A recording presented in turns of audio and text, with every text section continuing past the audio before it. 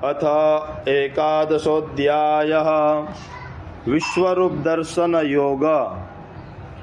अर्जुन बोल्या, हे भगवान, मारा पर कृपा करीने आपे अध्यात्म ज्ञान में जे परम गुह्य वचन कह्या छे तेथी मारो आ मोह टळ्यो छे।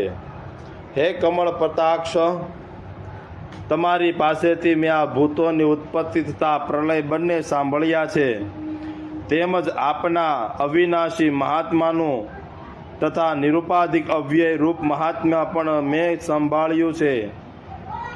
હે પુરુષોત્તમ, હે પરમેશ્વર, જેવી રીતે આપ પોતાને ઓળખાવો છો તે યથાર્થ છે, છતાં આપના એ આશ્ચર્યયુક્ત સ્વરૂપને હું જોવા ઈચ્છા રાખું છું। હે પ્રભો, તે રૂપ જોવાનું મારાથી શક્ય છે તેમ આપ માનતા હો તો એ યોગીના ઈશ્વર, आप मने ते अव्यय रूपना दर्शन करावो।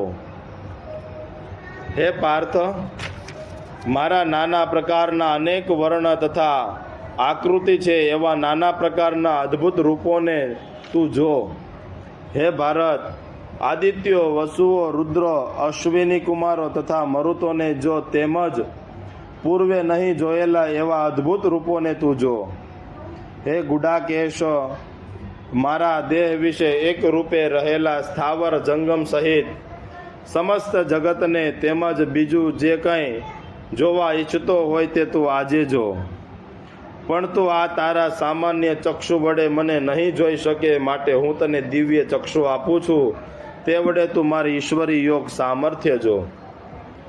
संजय बोल्या, हे धृतराष्ट्र, त्यार पछी महायोगेश्वर एवा श्री कृष्ण ने ए प्रमाणे कहीने अर्जुन ने पोतानो परम ईश्वरीय रूप बताव्યું, जेने अनेक मुख तथा नेत्र छे, जेने अनेक अद्भुत वस्तुओं दर्शन छे, जेने अनेक आभूषणों छे तथा श्री भगवान दर्शन कराववा लाग्या छे, जेने दिव्य माळा तथा वस्त्र धारण करेला छे, दिव्य सुगंधी वाले वस्तुओं लेपन छे तथा आश्चर्यमय प्रकाश रूप अनंत सर्वव्यापी देव वहता आकाश मांथी एक साथे हजारों सूर्यों प्रकाश प्रकट थाय छे, तो तेज महान रूपनी कांति मळतो आवे। अनेक रीते विभक्त थयेलुं आखुं जगत अर्जुन ने त्यां जे देवताओ देवना शरीर में एक रूपे रहेलुं दीठुं। पछी अर्जुन आश्चर्यचकित थता रोमांचक थई नारायण देव ने पोताना मस्तक वडे नमस्कार करी बे हाथ जोड़ी नीचे प्रमाणे कहवा लाग्या। अर्जुन बोल्या, आपना देहना हूँ सर्व देवों ने, अनेक प्रकारना प्राणियों समूह ने, कमलासन पर बैठेला देवेश्वर ब्रह्मा ने अने सर्व ऋषियों ने तथा दिव्य सर्पों ने हूँ जोऊं छूं।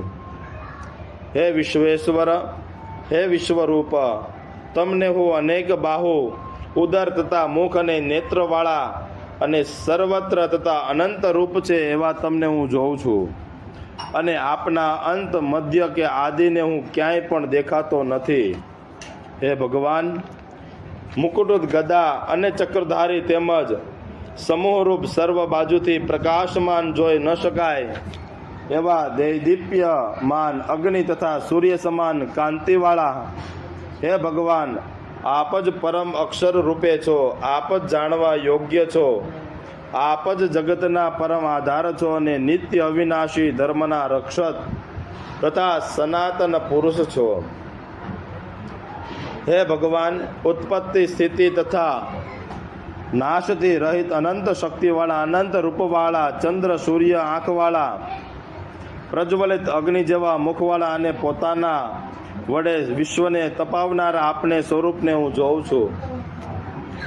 हे महात्मन, आकाश तथा पृथ्वी वच्चेना आ अंतर ने अने दिशाओं ने आपे व्याप्त कर्યું છે। आपનું अद्भुत उग्र रूप જોઈને ત્રણેય લોકે થરથરે છે।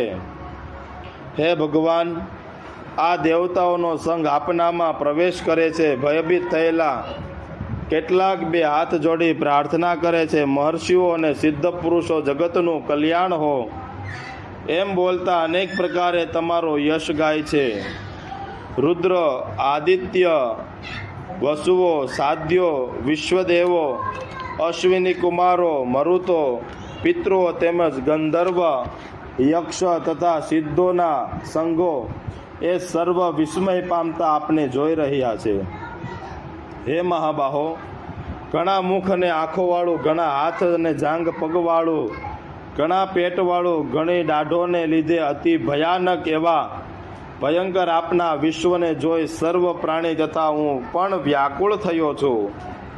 હે વિષ્ણુ ભગવાન, આકાશને અડતા, જળહળતા અને રંગવાળા, ઉઘડેલા મુખવાળા અને તેજસ્વી વિશાળ આંખોવાળા એવા આપને જોઈને મારું અંતર વ્યાકુળ થયું છે અને મને ધૈર્ય તેમજ શાંતિ રહેતી નથી.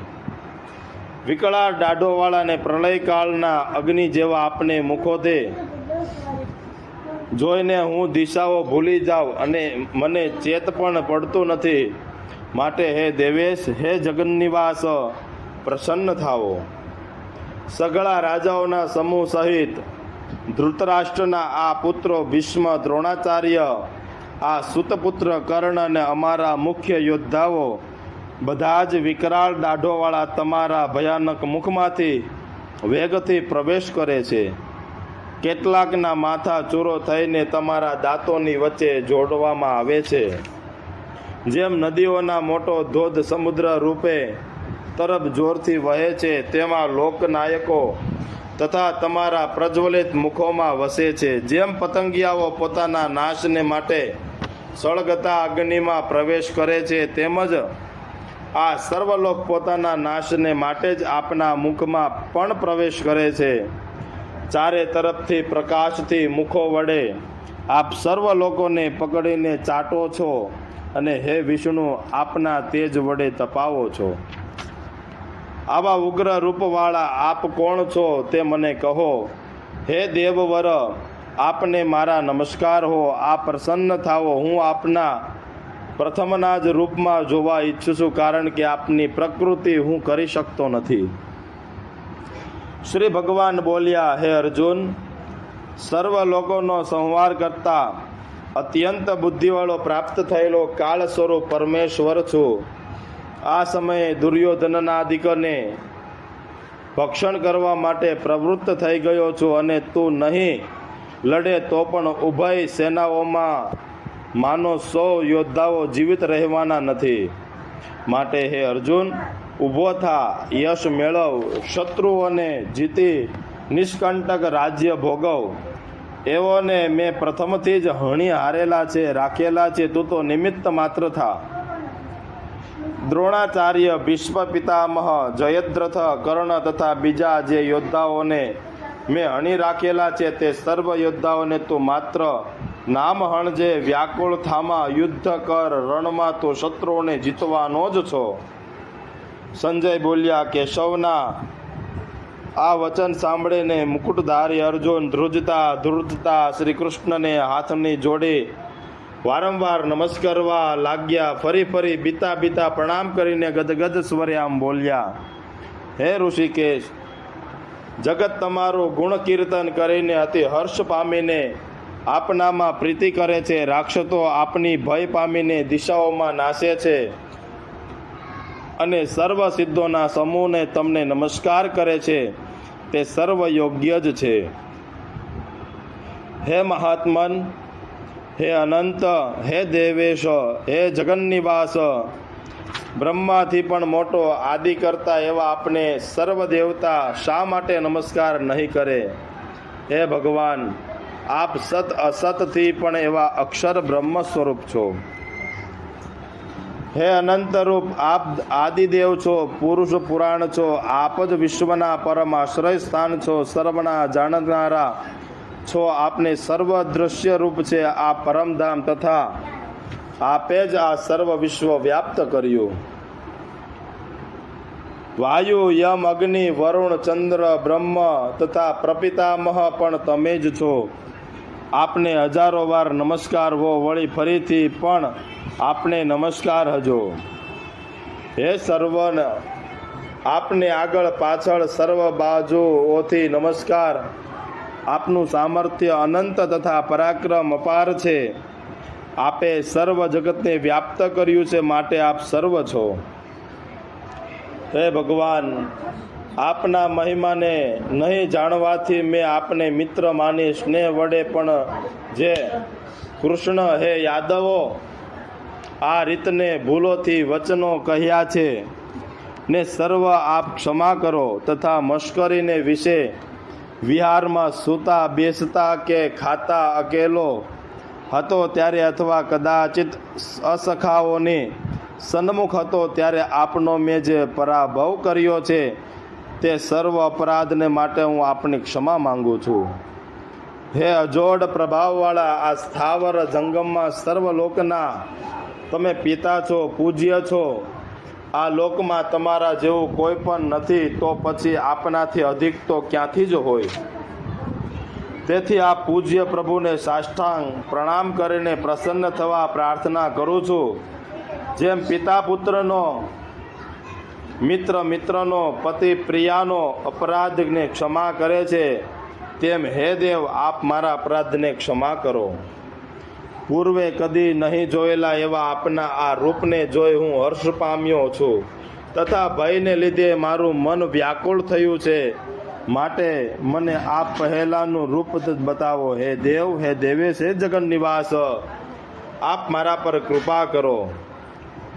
હું કિરીટવાળા, ગદાધારા અને ગદાવાળા તથા હાથમાં ચક્રવાળા આપને પૂર્વની માફક જોવાની ઈચ્છા રાખું છું. માટે હે સહસ્ર બાહુવાળા, હે વિશ્વમૂર્તિ, હવે આપ આપના પૂર્વના ચતુર્ભુજ સ્વરૂપે ફરી પ્રગટ થાઓ.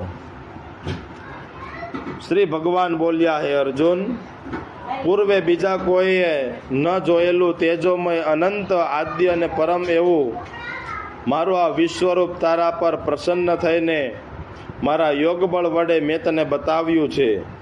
હે કુરુ પ્રવીર, વેદના અભ્યાસથી, યજ્ઞથી, બીજા શાસ્ત્રોના અભ્યાસથી, દાનથી, ક્રિયાઓથી, ઉગ્ર તપોથી તારા સિવાય બીજું કોઈ આ મારું રૂપ જોવા સામર્થ્ય નથી. અમારું વિકરાળ રૂપ જોઈ અકળા નહીં, મૂંઝાના નહીં, ભયને તજી પ્રસન્ન મનવાળો થઈ તું ફરીથી મારું પરિચિત સ્વરૂપ જો. સંજય બોલ્યા, હે ધૃતરાષ્ટ્ર, વાસુદેવે આમ કહીને અર્જુનને પોતાનું રૂપ ફરી બતાવ્યું અને ફરીથી સૌમ્ય શરીરવાળા થઈ અર્જુનને આશ્વાસન આપ્યું. અર્જુન બોલ્યા, હે જનાર્દન, આપના સૌમ્ય માનવ સ્વરૂપને જોઈ હું શાંત થયો છું ને સ્વસ્થ થયો છું. શ્રી ભગવાન બોલ્યા, મારા જે વિશ્વરૂપને તું હમણાં જોતો હતો તે બહુ દુર્લભ છે, કારણ દેવતાઓમાં પણ નિત્ય આ વિશ્વરૂપના દર્શનની ઈચ્છા કરે છે. તે મને જોયો કે રૂપે વેચથી, વેદથી, તપથી, દાનથી કે હોમથી પણ જોઈ શકાવ એમ નથી. હે અર્જુન, હે પરંતપ, આ રીતના વિશ્વવાળો હું અનન્ય ભક્તિ વડે જ જાણવા શક્ય છું. હે પાંડવ, જે પુરુષ સત્કર્મ કૃત છે, મારો ભક્ત છે, મત પર છે, સંગથી રહિત તથા સર્વભૂતોમાં નિર્વય છે, તે પુરુષ જ મને અભેદ રૂપે માને છે, પામે છે. ઇતિ શ્રીમદ ભગવદ્ ગીતાયામ ઉપનિષત્સુ બ્રહ્મ વિદ્યાયામ યોગશાસ્ત્રે શ્રી કૃષ્ણ અર્જુન સંવાદે વિશ્વરૂપ દર્શન યોગો નામ એકાદશોધ્યાય. શ્રી કૃષ્ણાર્પણમસ્તુ. શ્રી ગોવર્ધન નાથ કી. શ્રી કૃષ્ણ.